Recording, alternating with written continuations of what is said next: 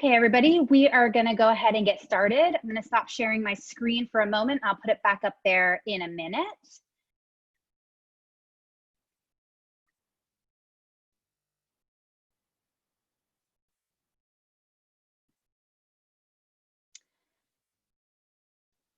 I want to thank everyone for being here today. I want to thank the IWCA for sponsoring this event and for the IWCA Outreach Committee for all its help in planning and organizing the event. Thank you to everybody. My name is Holly Ryan. I'm the current secretary of the International Writing Center Association, and I have a few notes before we get started today. First, we have two interpreters with us, Katie Fitzpatrick and Valerie Boyer. You can see them on the screen. We work today to try to make it so that they will always be on your screen if you are in gallery view, but technology is what it is and doesn't always do exactly what I want it to do. So if you need to, you can go right click on their pictures. You can see interpreter Valerie and interpreter Katie. They're going to be switching back and forth, but you can click on their picture, whoever's currently signing. And if you right click on it, you'll see pin video, and that will make that video stick on your screen. And then you can unpin it and switch to the other interpreter if you need to. Like I said, I hope they're always going to be here, but if they're not here for some reason, that's a workaround that you can use. Also, you'll see at the bottom, there is a button for questions and answers. You can post your questions there, and I'm going to be moderating that box. We will be asking those questions of the presenters after everybody has presented. So don't panic if your question isn't answered immediately. We'll get to as many questions as we possibly can at the end of the hour. Finally, as I mentioned a few minutes ago, this presentation is being recorded. You can view the recording on the IWCA website once it gets posted. Ideally, that would be within the week, but let's say within 2 weeks just to be safe. I'll send an email out to let people know that the recording is up. Please share it widely. Anybody that couldn't be here today, send it to them. Anyone that's interested, you know, your dog sitter, anyone that would be interested about online tutoring, please share the video with them. So it goes without saying that this year has been unlike any others for so many of us as we scrambled in the spring to try to move all of our tutoring services online. Many of us have never tutored online prior to March of 2020. Others of us used it, but as a supplement to our daily face-to-face practices. But others, like our presenters today, have been using or been fully immersed in online tutoring practices either every day in their centers or as part of their research for a really long time now. And I'm so grateful that they have taken the time to share their expertise with us. I know I'm looking forward to taking lots of notes today, going back and rewatching the video and really learning from our colleagues. So thank you so much. I'd like to go ahead and introduce all of them at the start, and maybe they can just wave when I say their names, and then they'll, I'm sure, reintroduce themselves as we go through the presentation. So first, Dan Gallagher is the director of the Effective Writing Center at the University of Maryland, and he's been there for almost 10 years. He's working remotely from Philadelphia. Hi, Dan. And he's going to be presenting today with Amy Maxfield, who is the lead advisor for training at the University of Maryland Global Campus Effective Writing Center. She worked as an online writing tutor and a fellow in that center from 2005 until 2010 before she took on this position. After they present, Janelle Dempsey is going to be presenting on synchronous tutoring, and she has 8 years of experience studying and training consultants for online writing center work. She is the co-founder of the Online Writing Centers community and currently works at North Central University, which is a fully online university. After her presentation, she's going to throw it over to Megan Beauchart-Burrell, who is at the Old Dominion Writing Center, where she's the director and a composition lecturer. She's also a PhD student at Old Dominion and working on a dissertation related to online tutoring. And she's going to present today with Kim Falig-Peck, who is the director of the Writing Center at York College of Pennsylvania. Her research focuses on online and digitally supported instruction, labor in the Writing Center, and undergraduate research. She is also the co-editor of Young Scholars in Writing, so encourage your students to send their work to Young Scholars.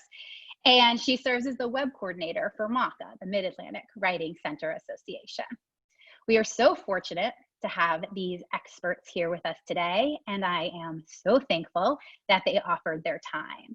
So without any further ado, I'm going to turn it over to Dan and Amy as soon as I pull up the PowerPoint and start sharing my screen. So give me 2 seconds.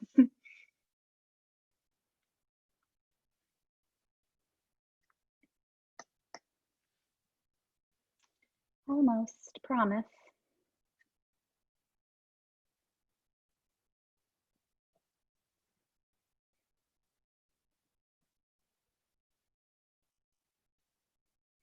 And I think that the other presenters are going to turn off their videos. I'm going to turn off mine as well. And hopefully that means that the signers will be right at the top. Fingers crossed. Whenever you're ready, Dan and Amy.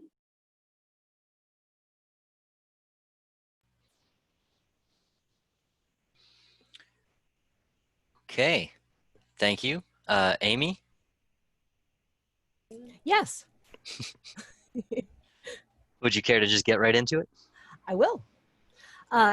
We're very glad to be with you today. Hello. Our objective today is to share how we at the Effective Writing Center provide asynchronous writing tutoring for UMGC students in order to support you as you transition to your online services. We understand that the timing of this was unexpected for many of us, to say the least. So we're glad to be with you as we all adapt to the new normal. Next slide, please. So Dan's going to begin with a brief overview of UMGC. Then Amy will get into the nuts and bolts of how we advise students asynchronously. Next, Dan is going to cover some of pros and cons of online asynchronous tutoring, as well as how we try to manage these. And finally, I'll wrap up our part of the workshop and discuss tutor training. Over to you, Dan. All right, thank you so much, Amy. So next slide, please. Just going to give some background about UMGC, which is the University of Maryland Global Campus. We've focused on distance education since the school was founded in 1947 as the University of Maryland University College, so that might be the name that you're more familiar with. As correspondence classes gave way to online learning in the late 90s, UMGC was one of the leaders in transitioning to internet-based classes, and by extension, online support services. Student body at UMGC is largely adult learners. They're enrolled part-time, they're typically working full-time, and a significant percentage of them, about 60%, are military or military affiliated. As of fall 2019, the total unduplicated student headcount was nearly 60,000. So we're a rather large institution. The UMGC Effective Writing Center has been exclusively online for over a decade and a half. And we believe that the online tutoring environment, and especially the asynchronous service, presents the best support option for our students who are taking their classes remotely while managing their families and their careers. Next slide, please. During the 2019-2020 academic year, our tutors provided 8,451 asynchronous tutoring sessions to undergraduate and graduate writers. We also offer synchronous tutoring in Zoom, but 92% of our one-on-one interactions with students were via our asynchronous tutoring program. We attribute this largely to the nature of how our students work, often in limited time frames when committing to a solid hour of working with someone simply might not be possible. Next slide, please. To talk a little bit about who our tutors are. So we have about 40 tutors on staff at any given time. All of them work remotely from various locations worldwide, as you can see represented on this map. All our tutors are part-time and all have at least a bachelor's degree. So our staff is not made up of peer tutors in the traditional sense. They work anywhere from a few hours per week up to 19. The state of Maryland sets the limit for this class of employee at 19 hours per week. Our tutors record the time that they work, and we ask them to average no more than an hour and a half per paper review. Just like in face-to-face writing centers, some sessions may take more time, particularly when working with writers who are new to the writing center or those who are writing more complex upper-level undergraduate or graduate projects. Other sessions, such as brainstorming, might require less time, so we look at an average. Our administrators periodically compare the hours each tutor works to the papers they review, and if they're consistently averaging over 1.5 hours, we can intervene and offer strategies and professional development activities. Now, Amy is going to share some of our asynchronous tutoring process. So over to you, Amy. Thanks, Dan. Slide, please. So on this slide, you can see a streamlined version of how students submit work and receive feedback from us. After logging into their personal UMGC student accounts, they access a submission form. And on this form, they can include details about the assignment and any specific concerns they might have, as well as attach a paper for review. Most of our students submit Word documents, but we can also accept and review PowerPoints and other types of documents if needed. The supervisor on call receives the request and assigns it to the next available tutor, and then the tutor has 24 hours to write and upload advice. The supervisor then does a quick quality check on the document before returning it to the student. Our official turnaround time for the student is 48 hours, but our last analysis indicated that the average turnaround is just over 24 hours. It's also worth noting that the process described here is in place at the moment, and it has been this way for many years, but it's going to change in some ways this fall when we begin tutoring using the tutor.com as our delivery platform. Slide, please. So let's talk a little bit about the format of the advice. Certainly, there are many ways to deliver asynchronous advice. Some writing centers have dedicated platforms. Others use screen recordings with audio so the tutor can explain revisions as they identify areas for improvement. And some use the insert comments or track changes features in Word or Google Docs. At the IWCA, we use a standard template in Microsoft Word in which the tutor explains what, how, and why to revise. The sections within the template are structured so that the major elements or higher order concerns are addressed before the sentence level concerns. We do not embed or insert comments into the student's paper text. We paste it below our advice so everything is contained within a single document. Tutors can still address specific passages of the paper by copying and pasting them into the advice. We think that there are several benefits to this approach. First, students can read the revision suggestions within the context of our advice. Next, the revision ideas are organized within our template, whereas embedded comments are organized within the student's paper. We want our advice to be ideally a how-to guide for the revision, so the student has a prioritized plan for improvement.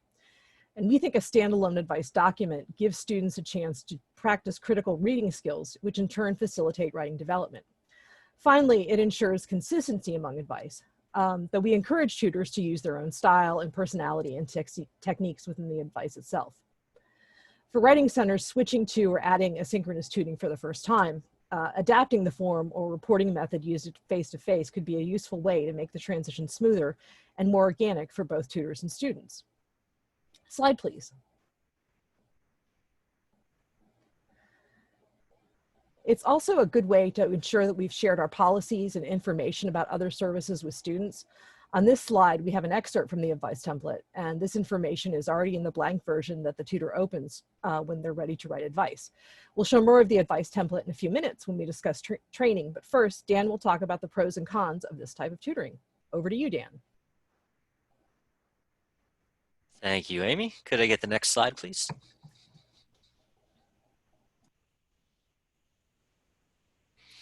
Okay, so we've talked about who we are and how we operate. We'd like to share what we see as some of the advantages of asynchronous online tutoring. There's a great deal of flexibility for both students and tutors.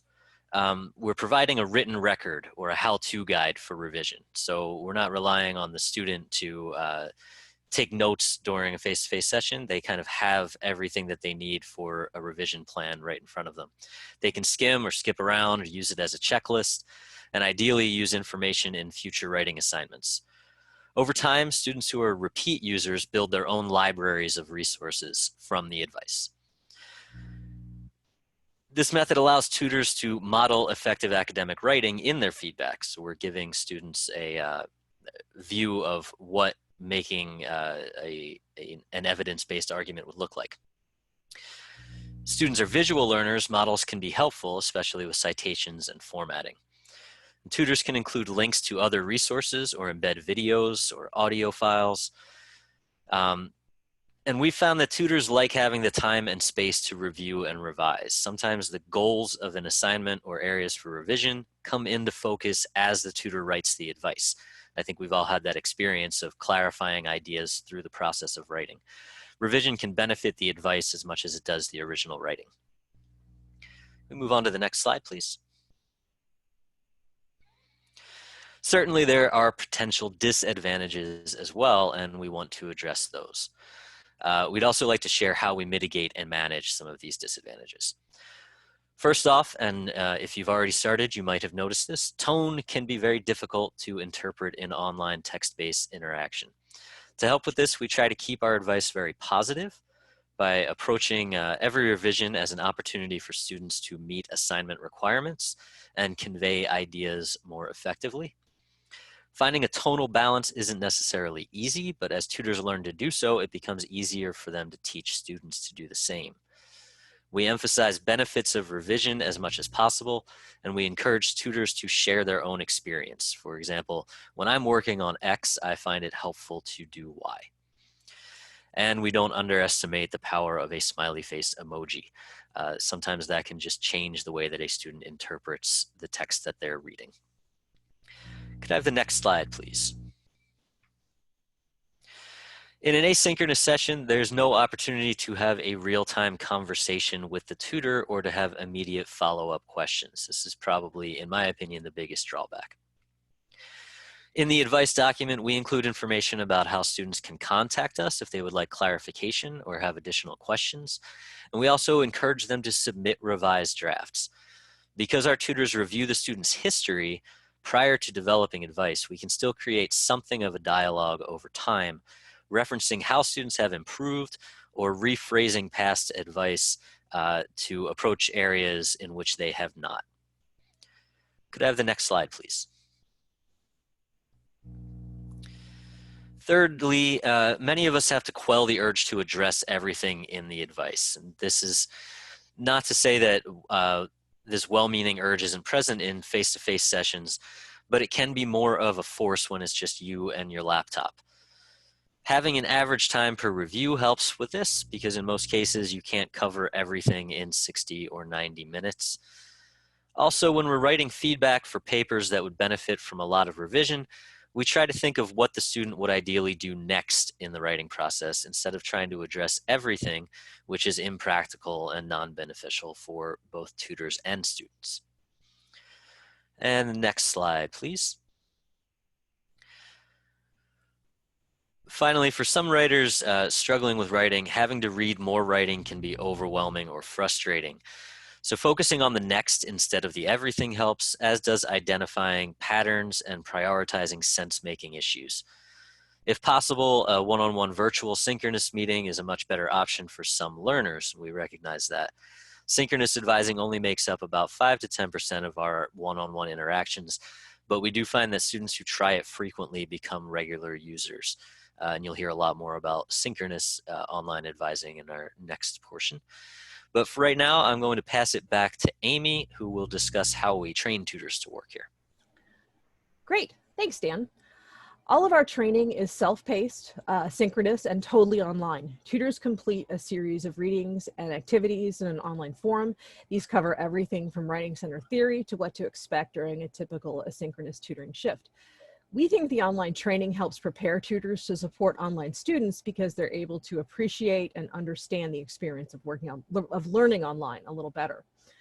Our training culminates with simulated tutoring, where tutors write advice for sample student papers, and then they receive feedback from the training coordinator. Again, the idea is that by responding to writing with writing, we're preparing tutors to do the same. We find that the simulation of the tutor and student's actual interaction helps them to be more confident in the asynchronous online environment.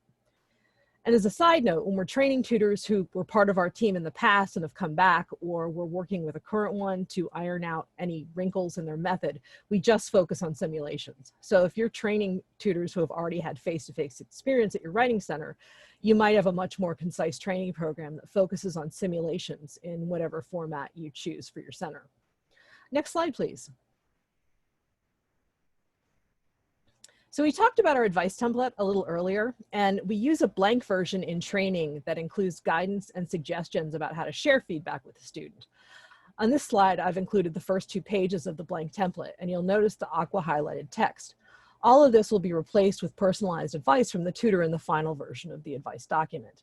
You can see the greeting, the information about our services, the overview of advice right there. All of our tutors use the same blank template, but the guidance in the aqua text was designed to help trainees and new tutors develop the advice without having to necessarily refer to a lot of other documents for examples as much as possible. It also serves as a gentle reminder for experienced tutors, just to make sure that they include everything in their advice.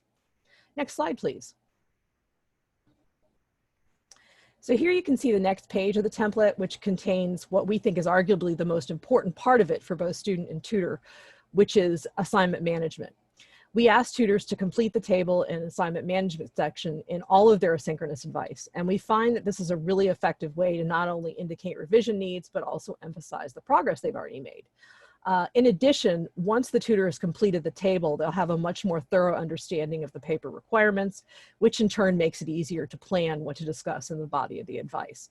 So even though that might take a little more time up front, once you've done that, you have a much better sense of what you need to cover with the student and what you're going to say. So it saves time later on. Next slide, please. So if anyone's interested in the complete version of our template, we'll be happy to share it. But in the interest of time, we'll just take a look at our tutorial hierarchy pyramid, which lists the other sections of the template. We use this infographic and others like it in training to reinforce our approach to advising. So you can see there's assignment management like we talked about, then you have thesis and organization, development and research, formatting and citations, and grammar and mechanics. And next slide, please. So thank you. We enjoyed speaking with you today. And again, if you're interested in any of our materials that we use in training or interested in having a copy of our template, we're more than happy to share those. Next slide. And back over to you, Holly. Thank you.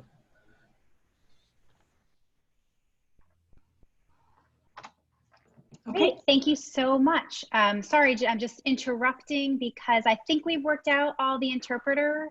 I hope everybody can see them now. I think we've got it, but please message me if, I don't know, I mess it up again. So I'm going to mute myself again and send it back over to Janelle.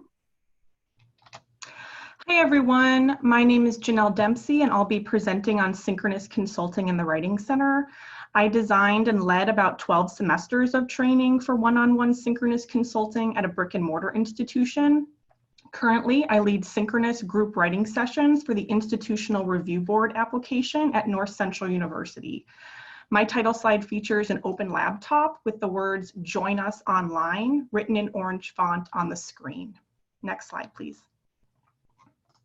If you'd like to follow along with me, you can download my presentation materials from my website at jmdempsey.com, spelled JMDEMBSEY.com. I've also put this link in the chat, and I'll put it back in there again. You are also welcome to use the synchronous training materials on my website and modify them for your writing center. Next slide, please. In case anyone's rusty with online consulting terms, synchronous refers to interactions that take place in real time. In a synchronous consultation, the consultant and writer can communicate through video, audio, and/or text chat. They may discuss the writing by sharing their screens or working together in a whiteboard space or text sharing space. Next slide, please. When choosing a synchronous platform for your center, you can consider and balance the following: institutional context. What platforms does your institution already provide or support? Reliability. Is the video connection generally reliable and consistent? Flexibility. Are there features for varying learning and communication needs? Is the platform flexible enough for various technologies, internet browsers, or levels of internet connectivity?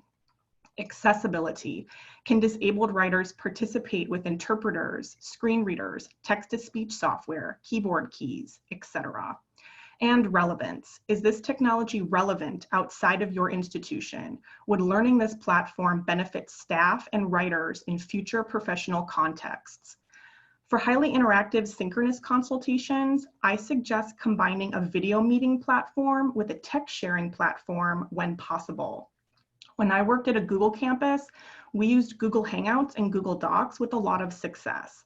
I currently work at a Microsoft campus, and we use Zoom and Microsoft SharePoint with success as well. Next slide, please.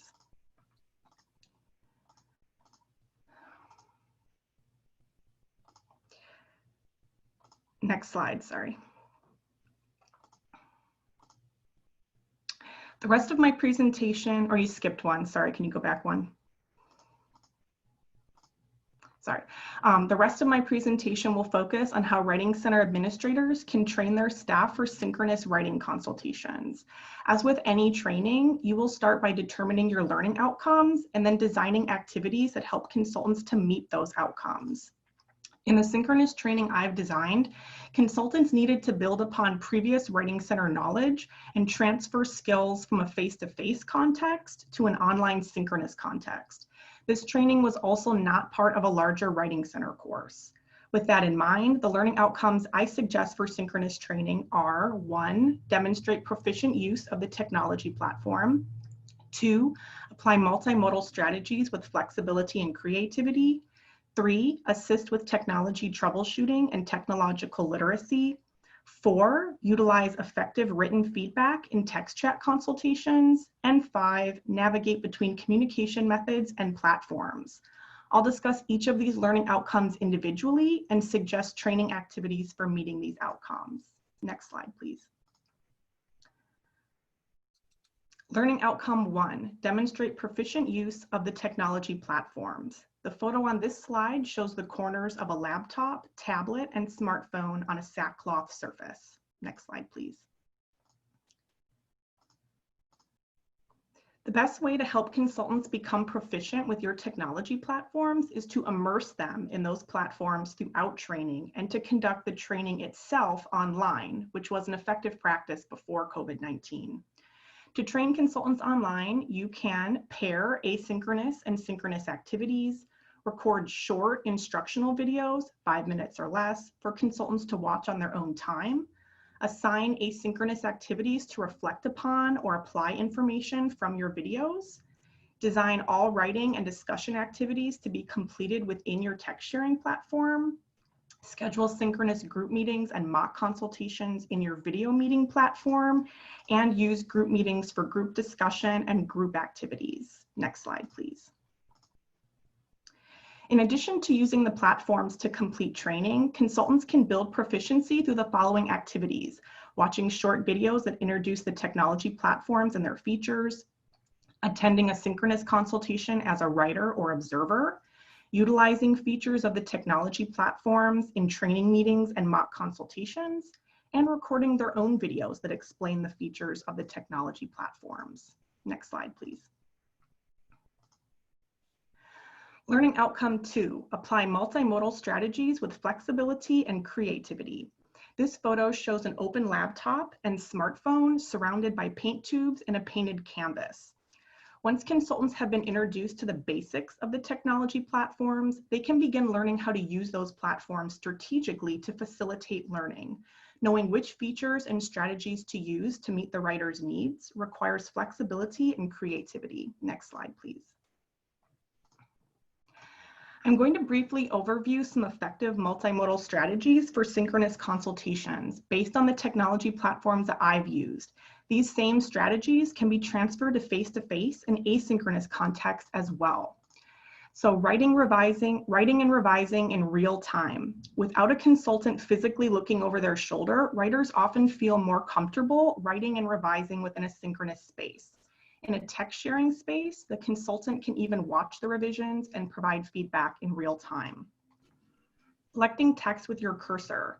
In some text sharing spaces, such as Google Docs, other users can see when you have selected text with your cursor. Selecting text is a visual way of directing the writer's attention to a specific sentence or paragraph for discussion.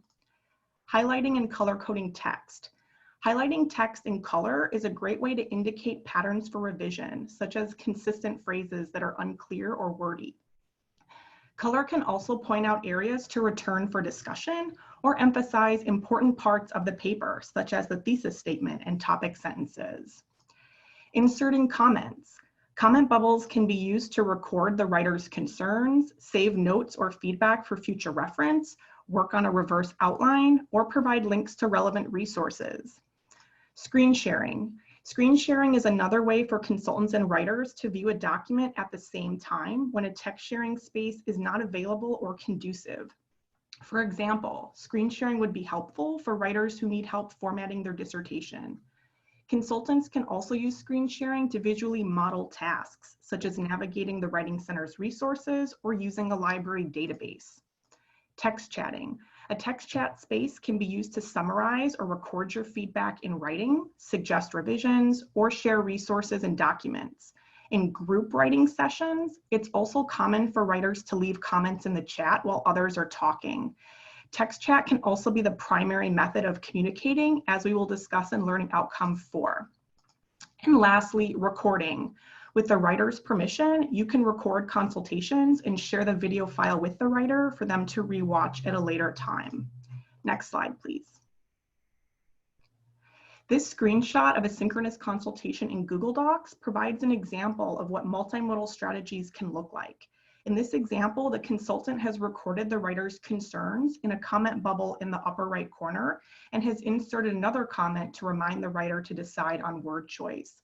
The writer has highlighted the thesis of their paper in blue and has used suggestion mode to track the revisions they are making in the document. Next slide, please. To watch multimodal strategies, consultants can watch a short video on effective multimodal strategies and a recorded synchronous consultation that models these strategies. Reflect on the multimodal practices used in the sample consultation and how those practices are similar to or different from what they already know, whether that be a face-to-face context, asynchronous context, peer review, etc. Respond to various consulting scenarios and describe multimodal practices they might use in those scenarios. And of course, apply multimodal strategies in a mock synchronous consultation. Next slide, please. Learning Outcome 3, assist with technology troubleshooting and technological literacy. In the photo for this outcome, a hand pointer hovers over a question mark with a keyboard in the background. Next slide, please. Technology issues will happen and are expected in synchronous consultations. So synchronous training can prepare consultants to troubleshoot common technology issues in the platforms they will be using. They will also likely work with writers who have not yet used the platforms before or are not comfortable with technology. So consultants may need to assist with teaching this literacy. In a synchronous consultation, consultants may do any of the following: help writers navigate to the correct location for their appointment, troubleshoot initial technology problems and any problem that occurs throughout the session, introduce or explain the features of the technology platform, prepare writers for what to do if they become disconnected or their video/audio fails during the session. A best practice is to tell writers to chat or email the consultant if something goes wrong, and suggest alternative communication methods or platforms when needed. Next slide, please. To become comfortable with troubleshooting and teaching technological literacy, consultants can watch a recorded consultation where the consultant addresses technology issues and introduces the platform. Respond to scenarios involving technology problems and describe solutions. Troubleshoot a long list of technology issues in quick succession. And practice solving technology issues, introducing the platform, and applying multimodal strategies in a mock consultation. Next slide, please. Learning Outcome 4, utilize effective written feedback in text chat consultations. The photo on the screen is a close-up of a green keyboard key with a smiley face icon. Next slide, please. It's important to remember that some writers will not have working webcams or microphones, and some writers will not be verbal communicators. Synchronous training can prepare consultants to use text chat as a primary method of communicating.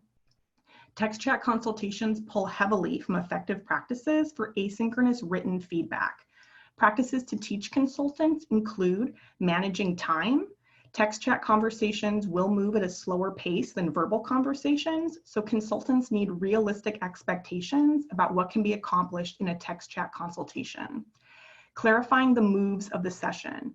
Consultants will need to clarify what they are doing and what the writer should be doing. For instance, if it's time to read through the document, the consultant can clarify which paragraphs they are going to read, invite the writer to read the same paragraphs, and then let the writer know when they have finished reading.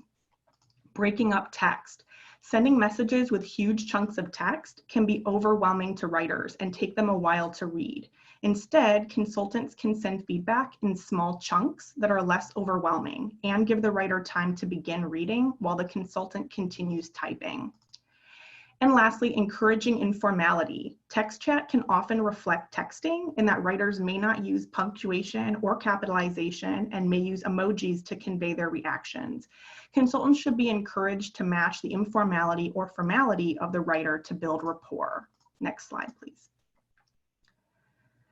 To learn text chat consulting, consultants can analyze a sample text chat consultation for the effective practices we just discussed. We would have consultants complete this activity with a mentor so they could also learn about that mentor's experience with text chat consultations. Practice just setting the agenda through text chat. This short exercise helps consultants to alter their time expectations and receive feedback before doing a full consultation. Reflect upon and revise their text chat transcript according to feedback they received, and practice a full mock consultation through text chat. Next slide, please. And the last learning outcome we will discuss today, learning outcome 5, navigate between communication methods and platforms. On this slide, white hands are typing on a laptop keyboard.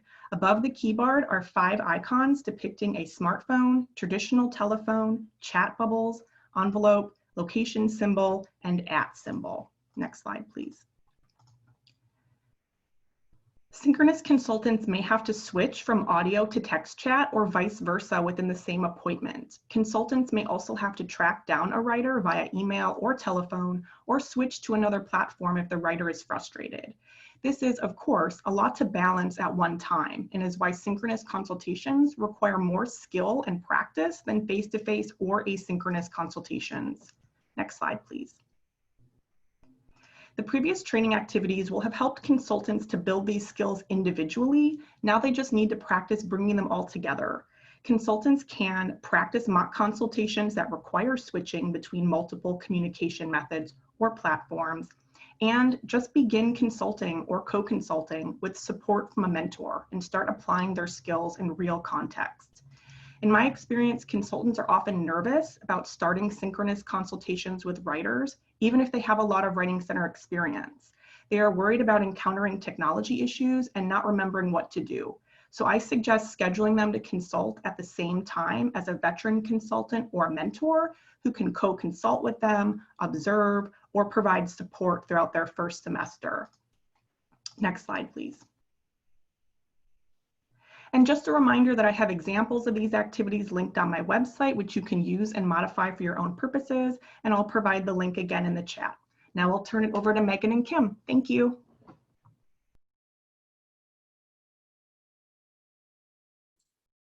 Thank you, Janelle. So that was awesome, by the way. I thought that that was great. Very practical and useful things that I think we can use for training. So Kim and I are going to talk to you all a little bit about some principles for choosing tools for online Writing Center work.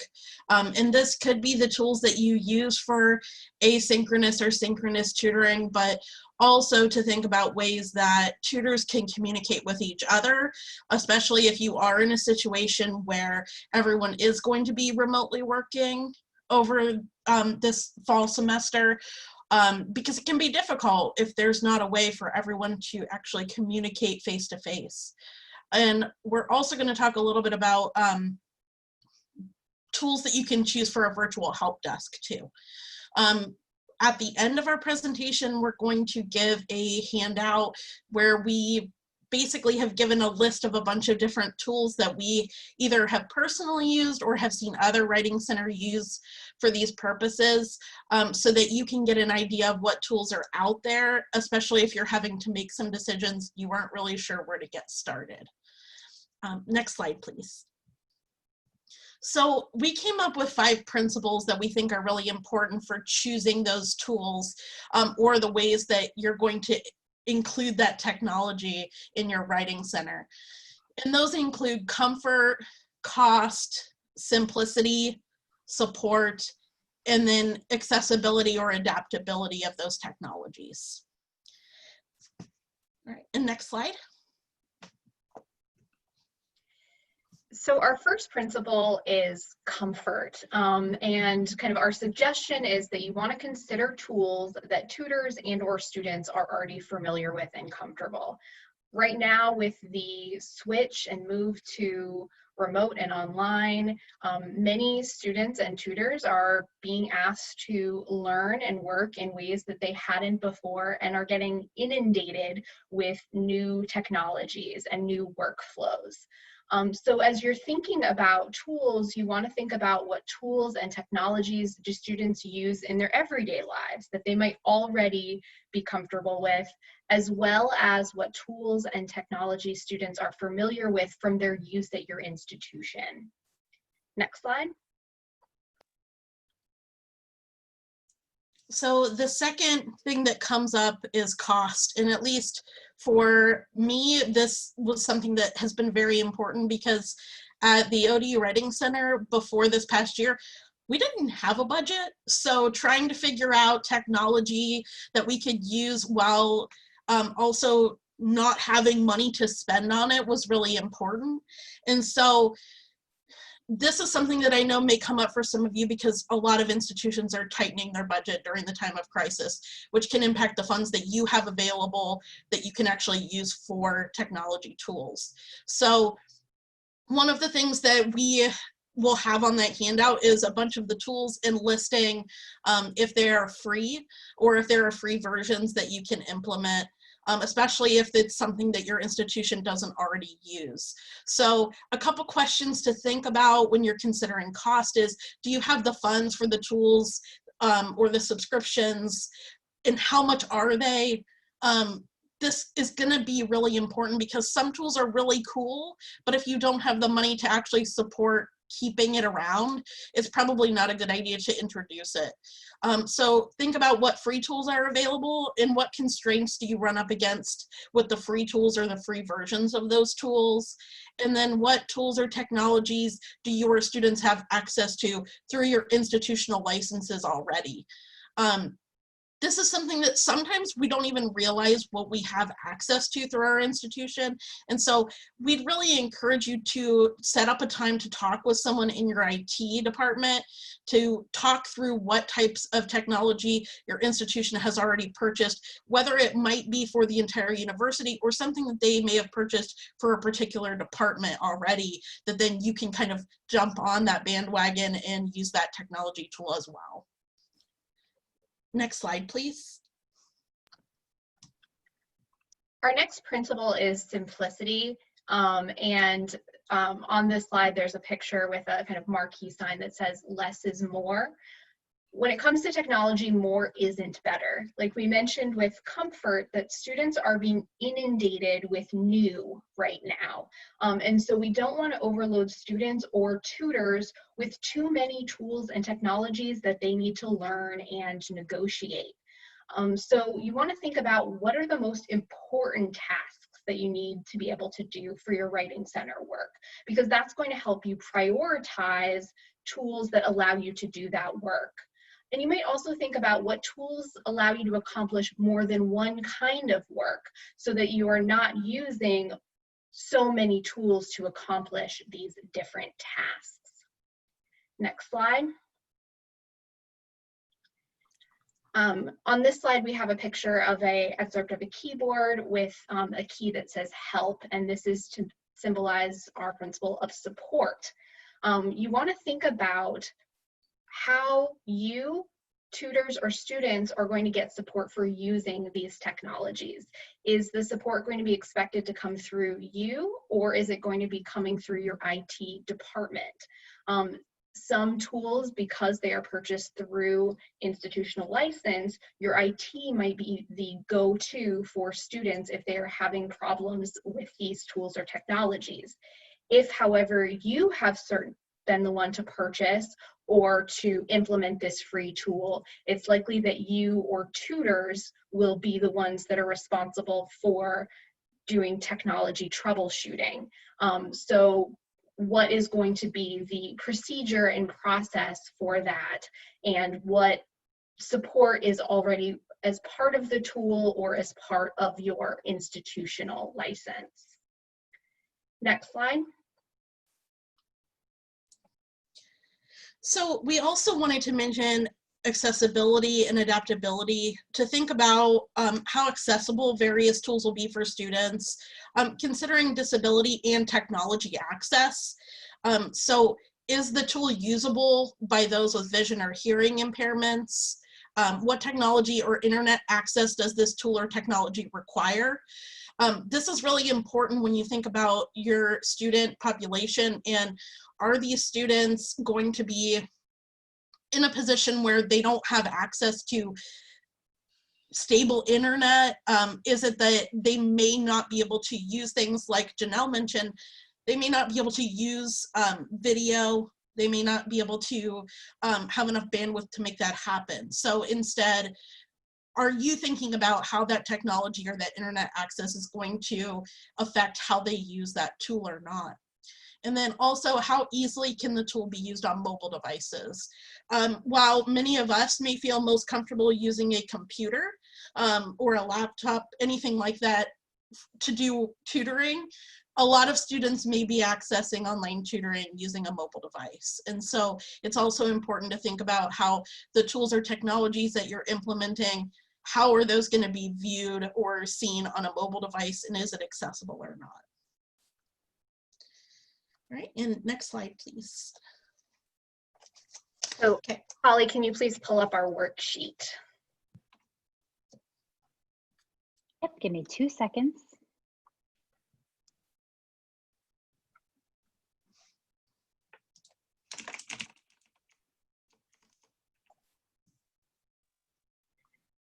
So as Holly is pulling this up, let me tell you what we have created. So we've created a worksheet, like Megan said, that has a list of tools that could potentially be used for Writing Center work, including tutoring, but also things like training, tutor communication, and virtual help desk.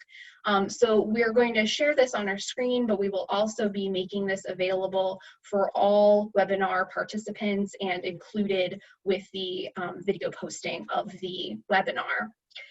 So the kind of, when we get a chance to see the tools, we have on our worksheet indicated kind of whether these are free tools, if they are free and potentially having a, thank you, Holly, potentially free and having a subscription cost, or if they will particularly have a cost.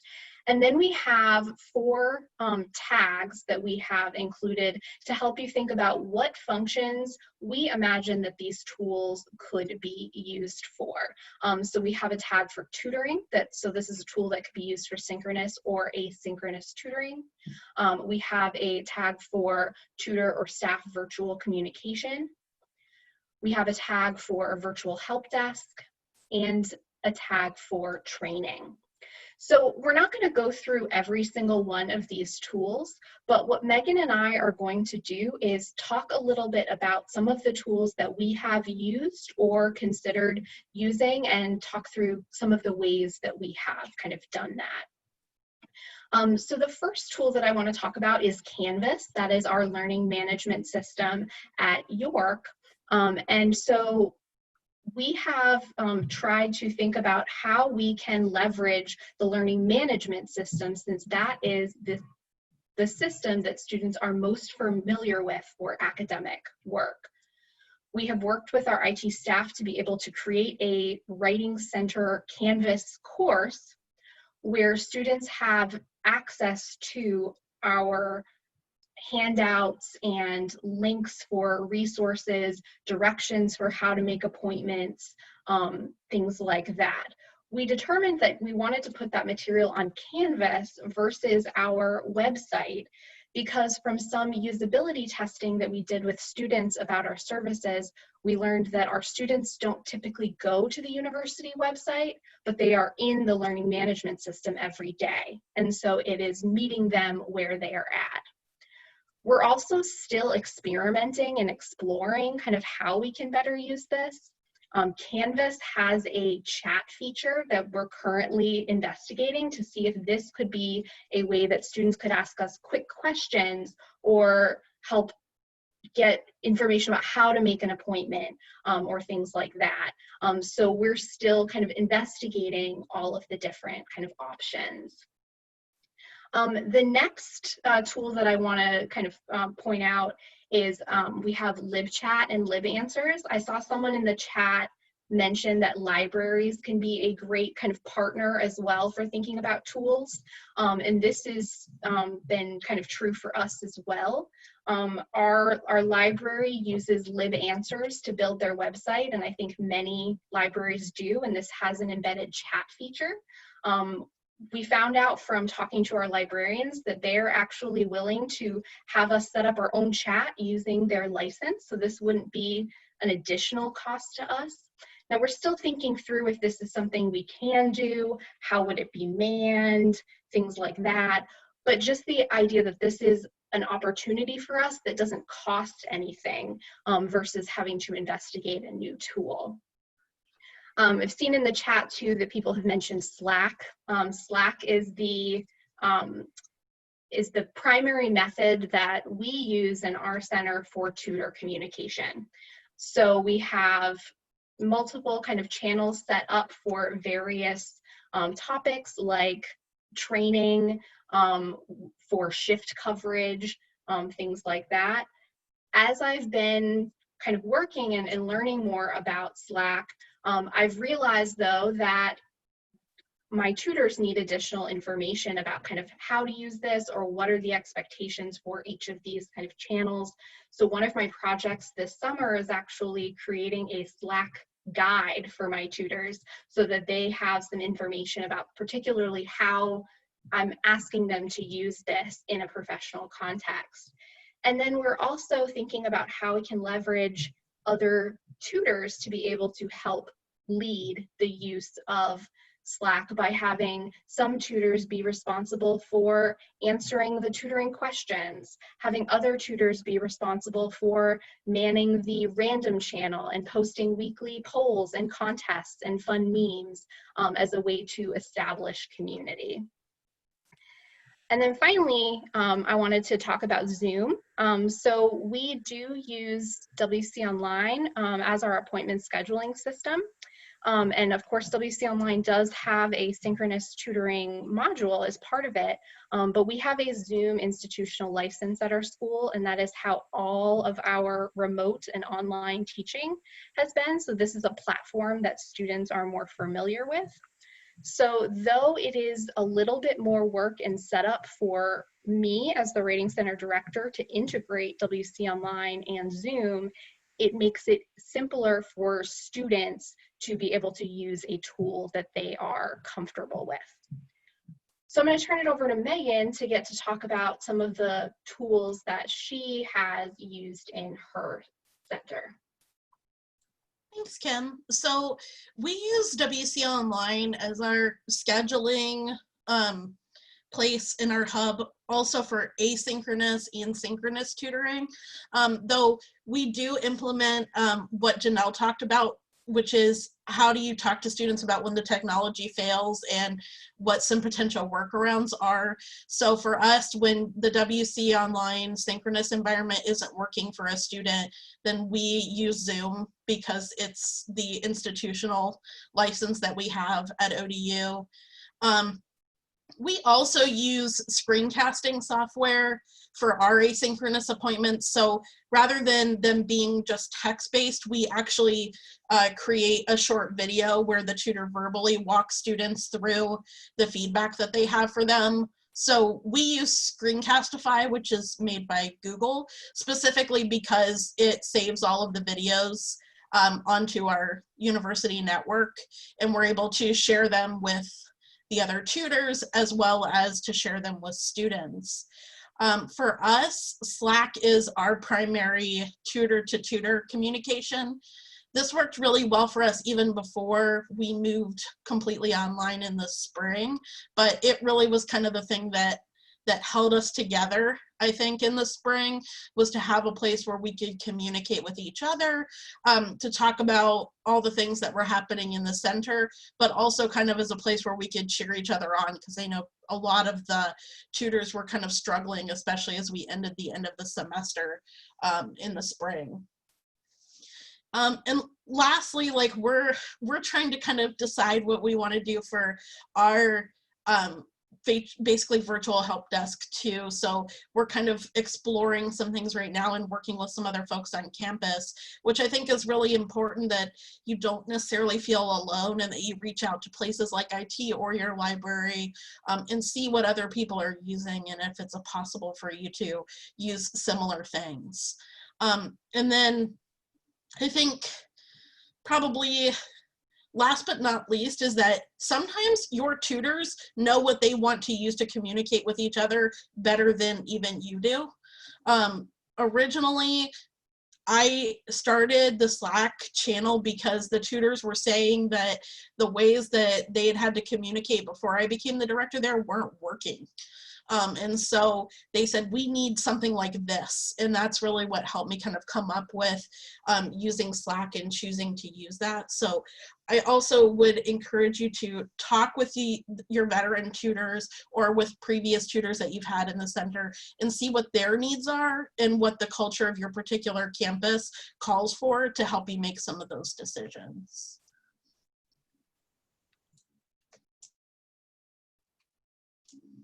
And I think that's all we have. But we will make sure that everybody has a copy of this, this PDF as well. And we also made a section so that you can make comments if you're just trying to explore things a little bit. So hopefully it will be useful to you. Thank you, everybody, so much. This is wonderful. I cannot wait to go back and watch it all again. So we're going to now move into the question and answer phase. Some of you have been posting questions in the chat, and that's great because other attendees have been able to respond, and you can have a little chat over there. But if you have formal questions that you would like our presenters to answer, please post them in the Q&A button. I see right now there's 22 questions there. So I'm going to stop screen sharing. So y'all don't need to see my 1,000 open tabs. And I'm gonna just start at the beginning of these questions. If panelists, if you feel like you want to jump in and answer anything, feel free, but I will start with the ones at the very top that came in at the beginning. A question from Courtney, and she says, hi all, in assignment management, it sounds like you're focusing on whether the writer has met the assignment requirements. We do so in our writing center by encouraging writers to send along writing assignments and rubrics, but sometimes writers only send the paper and even overlook follow-up requests to send them ahead of the appointment time. How do you address such problems?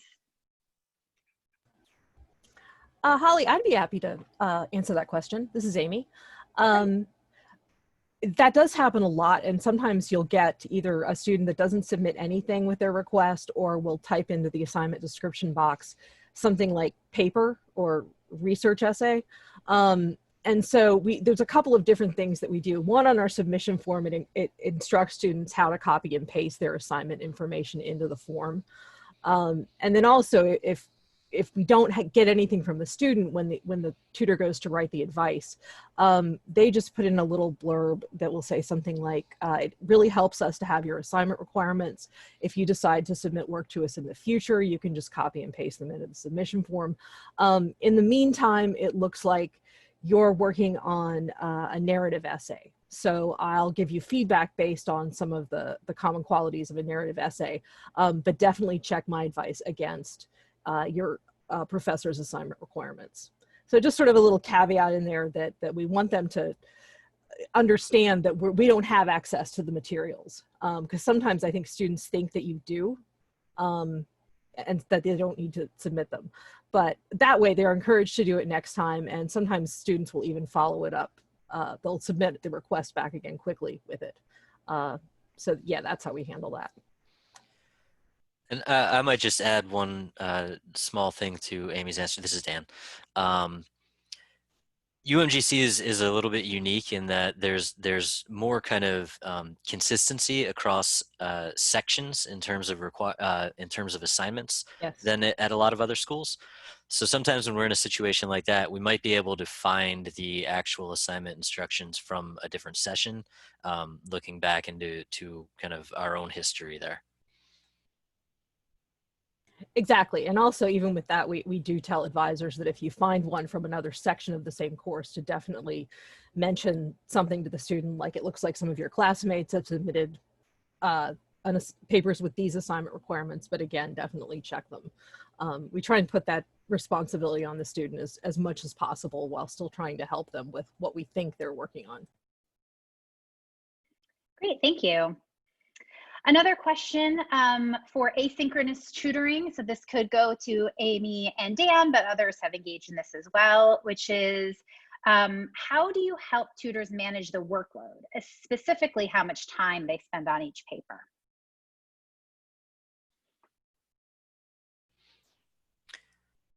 I can take first crack at this, and then Amy, you can follow up and correct me. So we mentioned in the presentation that we're aiming for tutors to spend an average of no more than 90 minutes on a session. A lot of the things that we do in the kind of initial training environment encourage them to work on their time management, and a lot of the same things that you do in face-to-face centers. How do you quickly get a sense of what the students' writing issues are? How do you prioritize them? The biggest issue, I think, on our end is that just the act of writing and then pulling in resources and examples and things like that can take a little more time than a conversation normally would. A lot of our folks, basically, I should also say this, I mentioned that we don't have peer tutors in the traditional sense. A lot of our folks have been with us for 10 plus years. Over that time, they've built up large catalogs of material. So they'll have kind of go-to explanations of common situations. They'll have their own kind of library of resources that they incorporate into the advice. So all of those help with time saving. But it also becomes just sort of a getting to know what you're doing. I think every tutor gets faster over time because they're more confident. They're not questioning their pathway so much through a session. So yeah, I think we give them the skills in their initial training to manage their time well in a session. I'm not sure, Amy, do you want to add anything else to that? Because you are the go-to for this question. I don't have anything that I need to correct. I thought that was great. The only thing I wanted to add is just in terms of our scheduling, our schedule might work a little bit different than some writing centers in that we ask our tutors to tell us how many papers they would like to advise a day, which days and at which time of day. So for example, we might have tutors that say, I would like 2 papers in the morning on Monday, Wednesday, and Friday. And so they sort of get to know what the workload is like. And later on, they might say, I can take an extra paper on Fridays, or maybe Wednesdays are too much. So maybe I just want to take 1 paper then. So we're very flexible about how they can adjust their workload if needed. We usually encourage new tutors to start out by maybe just taking one paper a day. And then also we go in periodically and look to see how their average time works out. Are they averaging around an hour and a half per request? And then if they're not, the database coordinator and I can go in and say, hey, you know, we noticed that you're averaging a lot more time. You're above 2 hours. So let's talk about some ways that we can kind of streamline things and make things a little easier for you. Great, thank you. We have another question. With economic downturns underway, I'm getting more pressure about paying tutors for a whole online shift rather than paying them only for booked consultation hours. I hear you, this is happening to me as well. Any advice on this dilemma? Does anyone pay tutors only for booked online consultations? It seems highly unethical to me. Maybe talk a little bit about your how you schedule, I guess. Well, so, for us, Amy kind of just touched on this. Our tutors don't really have kind of on-call. There's no such thing as on-call in our center. So they choose up to a certain number of sessions that they'll commit to taking in a day. And then they're paid for the sessions that they do. Now that's because we're in you know, a kind of unique situation with our whole institution, and the fact that we're not transitioning people from a situation of working a shift and being paid for the whole shift to only being paid for the time that you're working. That's been our situation from the beginning. So I'm not sure that I'm qualified to speak to the ethics of it, but that's how we've been set up. I wonder if Kim or Megan has any ideas about that, given they are making this shift. Sure, this is Kim. I will say that in my center, we have gone to, like, our model has always been that we paid for the full shift. So that if students have a kind of, you know, 2 hours worth of online work that they are scheduled to do on Monday, they receive that pay regardless. Basically, my thought process behind that was, if a student has a 2-hour shift in the writing center and they have no appointments, they would still be getting paid for this. Now, this was a policy that was a holdover from before the transition, because this was part of the way that I helped incentivize those that were interested in online tutoring. So this was how I was able to get people to agree to be interested in doing online tutoring. I will say that in the spring, that one of the things that I did when we switched to remote for everyone is that I added some weekly kind of readings or activities related to online tutoring. And the expectations were that if you did not have a appointment, that was when you could do that work. So that's worked for us in the spring, was that there were training readings or activities to do if they did not have an appointment. Great, thank you.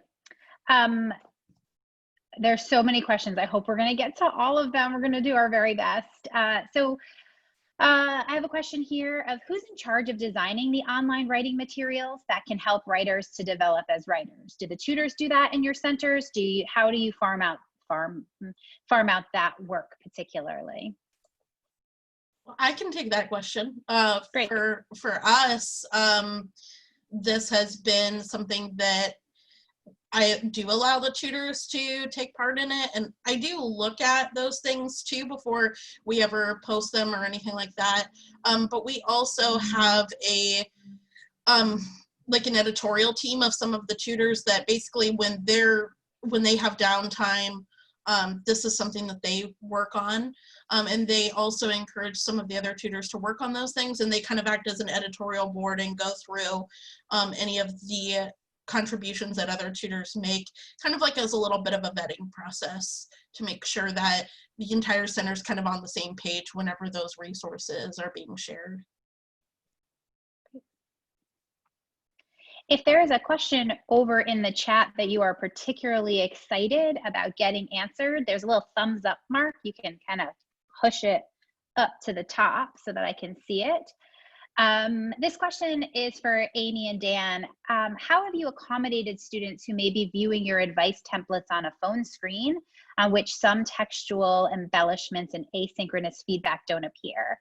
We found, for example, that students using phones could not color, highlighting, underlining, etc. So wondering if you have some ideas. It looks like Lexi gave them some thoughts in the chat here, but if you have any additional advice, we'd appreciate it.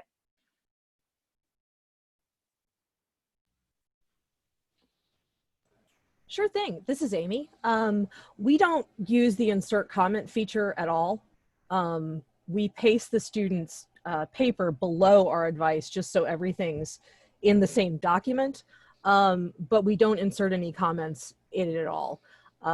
And then in terms of highlighting and underlining, I mean, we encourage tutors to use that, to make it visually interesting, but also to keep in mind that students may be using a tablet or a phone or something like that to view advice. And that's a really vague answer. So if anybody else wants to jump in with ideas, please do. I'd also just say this might be one of the places where UMGC being what it is makes our situation a little different, because our students are taking all of their courses online as well, right? They've never been dependent upon a campus computer lab. Whatever they're doing, they already have at home the technology that they need to be successful in class, which is the same technology they'd be using in order to access Writing Center advice. So we're not currently optimized for viewing on a phone, that's true. But, and Amy, I don't know if you can speak to this. I don't also recall any students complaining about that. No, it hasn't come up, like you said. I mean, your answer is much better than mine, just that they're already sort of prepared to be doing all of their work online. Janelle, I know that your students are also all online, but do you have any thoughts about this question, since a lot of your synchronous stuff uses these modalities or these tools, but do you ever run into that problem with people trying to do synchronous from their phones? Yes. So a lot of our students are returning adults. So a lot of them might not even be using smartphones. So a lot of them can be on computers. I've had some of them come into the video room on a tablet. So they're looking at me on a tablet, but they are looking at their writing on a computer. So in terms of synchronous, yeah, for Zoom on the phone, they can't really look, they can't see the screen if you're screen sharing if they're on the phone. So in that case, you just have to adjust. So if they can't see the screen and they tell you that, then you just have to be really clear verbally about where you are in the paper and what your suggestions are, and perhaps type them up something in writing that you could email them afterwards so that they do have something recorded down. Or if you have access to their document, even making notes or comments in the document, emailing them to that afterwards so that they have a copy, even if they couldn't view it during the session. This is a question about Canvas. There's some answers already in the Q&A section, but I'll throw it out there, especially since Kim specifically talked about Canvas. Does anybody have any specific resources or for using Canvas to support the Writing Center? We recently moved to Canvas and it seems like a class-only format rather than an LMS that can be used no matter the academic year or course. This person said they're also gonna look at the materials you shared, Janelle, but anything quickly that any of you would like to share about that, or resources or where to go about how to use Canvas for non-course oriented things? So this is Kim. I will say that we've been working a lot with our instructional designers. One of the options that we are looking at is that Canvas has the option to create a public course. So that is one way that we are looking into that, so that it is less work of having to kind of enroll students every year, every semester, and kind of keeping track of that. In terms of moving away from just a course-based use of it, Canvas has quite a bit of adaptability for kind of changing what is viewed. So we have eliminated a lot of the tools that are there. So things like the syllabus, assignments, things like that. We're not using Canvas at all for tutoring. It is just being used as an information kind of portal for students. So we have really only used the module feature and the pages as part of Canvas to leverage information about particular topics and having pages with links embedded within them and information about how to make an appointment, who our tutors are, and having direct links to be able to make an appointment in WC Online. Thanks, Kim. This is Holly.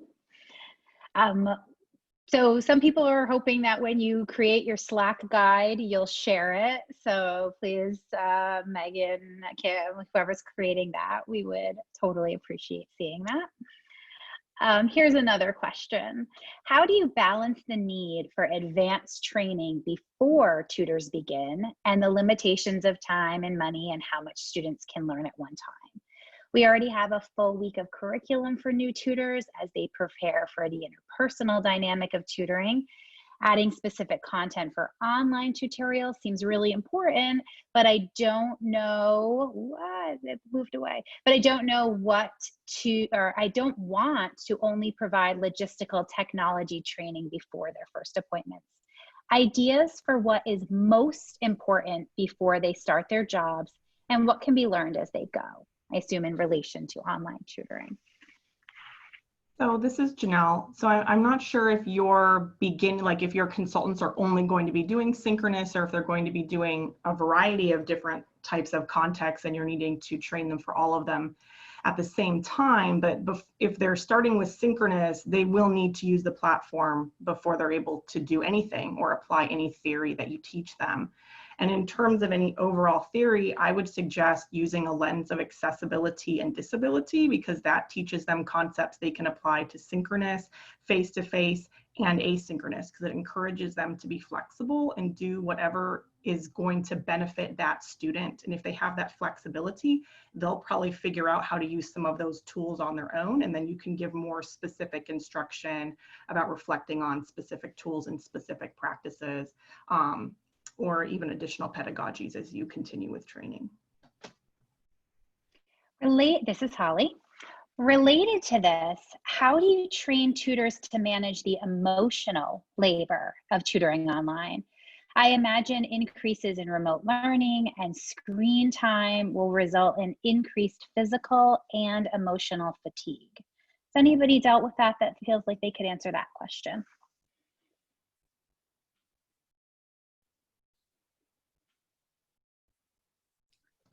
This is Megan. I can a little bit. For us, one of the things that I really encourage tutors to do is I try to make sure that there is a 15-minute gap between when they finish an appointment and when they start the next appointment.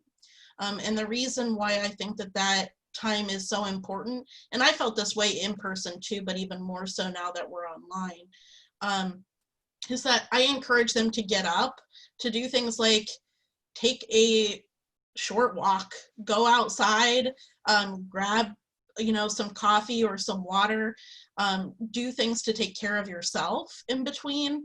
Don't just continue to sit at that computer for another 15 minutes while you wait on the next appointment. And I think that that's been helpful.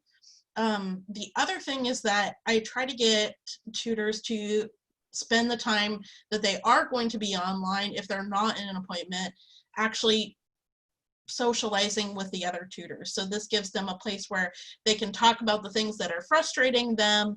They can, you know, talk about their frustrations with the class that they're in or anything like that, so that they have a place where they feel like they're not isolated and they can talk to someone and it's not all just about business.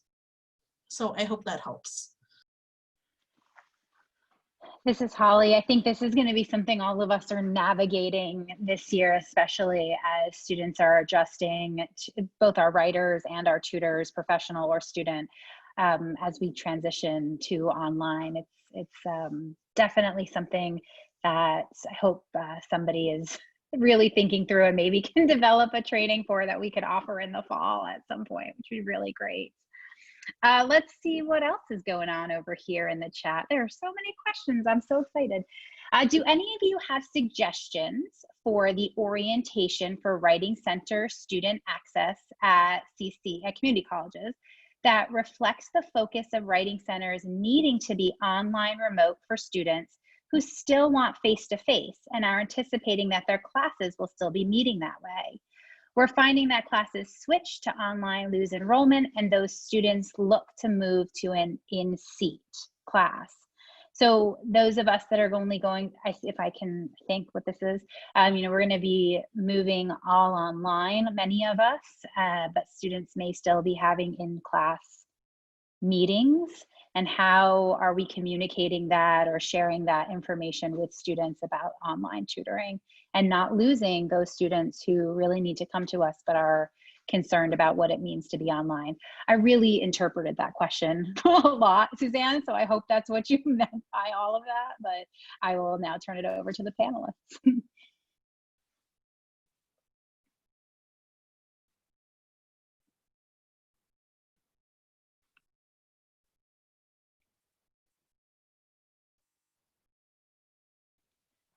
Silence fills the Zoom. So you maybe have hit on something here, Suzanne. This is a challenge. We're trying to create another workshop from IWCA that will talk about online marketing and how to recruit or encourage students to come online. And so this could be something that I try to work into that workshop when we have the details. I'll share them with the IWCA and Writing Center community. But I think this is a concern a lot of people have. How do we market? How do we get people to come when it's not usual for students or the status quo? Okay, let's see. There's another question about encouraging people to come, so stay tuned. I have another question for Dan and Amy. When it comes to asynchronous tutoring, my concern is that it can become too instructional. Do tutors take special precautions to avoid becoming paper editors? They absolutely do. And Amy touched on that a little bit, but I'd love to hear her expand further on it.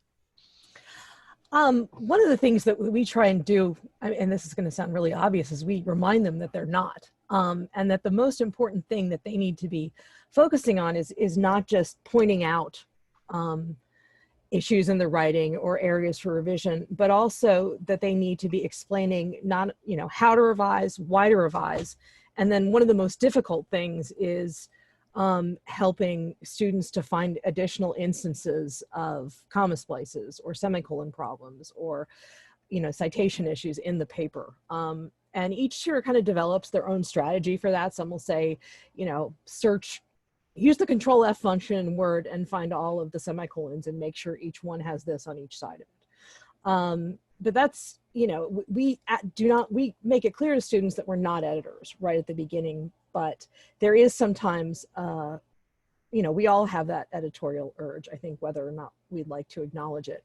And that's, again, something that we do with just check-ins with student work. If we find, with tutors' work, we find that a lot of their advice seems to be saying, you need to fix this comma splice. Here's an example of how to fix a comma splice. And then there's nothing else. We try and emphasize that this is a lesson. And at the same time, we don't want it to sound too canned, or we don't want it to sound too boilerplate, so that when they're reading it, it's something like, when I'm working on a paper and I know I need to be making sure that all of my citations are in the correct format, this is something that I do. But sort of sharing writing method is something else that's really helpful.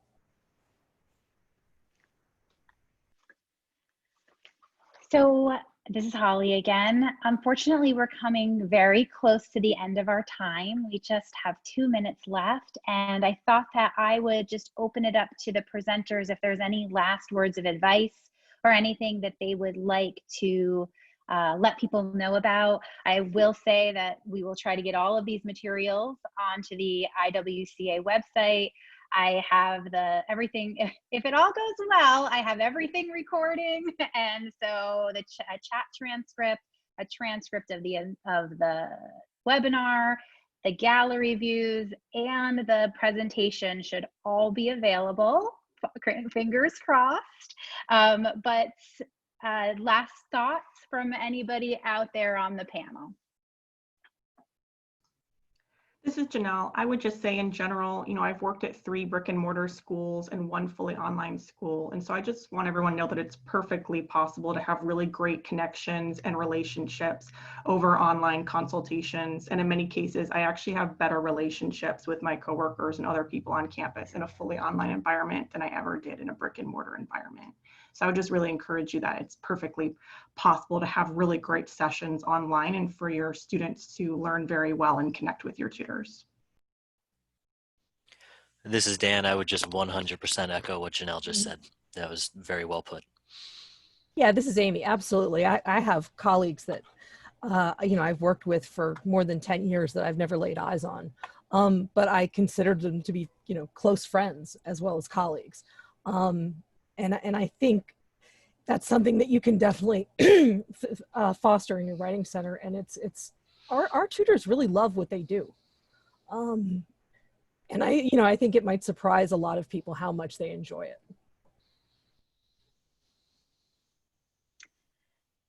Thank you all so much. We will get through the next several months online together. And I hope that, I hope it's not just a matter of getting through. I hope we really learn a lot over these next several months about what it means to work online and how we work out with students well. I just see a lot of avenues for, just a lot of avenues for learning over the next several months. So thank you all for attending. I appreciate each and every one of you. A big round of applause to our 5 presenters today. Thank you. Thank you to our interpreters, Katie and Valerie. Thank you so much. And I will see you all again soon. Take care, everybody. Holly, one more question. People were asking, where will this information be housed? Like, how can people get access to the documents, the presentations, the recording? So everything that we can make everything available on the IWCA website. And so check there shortly. I'll put everything there. I know some of you have been sharing things in the chat. If I can figure out how to extract emails, I'll send them, but check on the website in the next week or so for all of this information.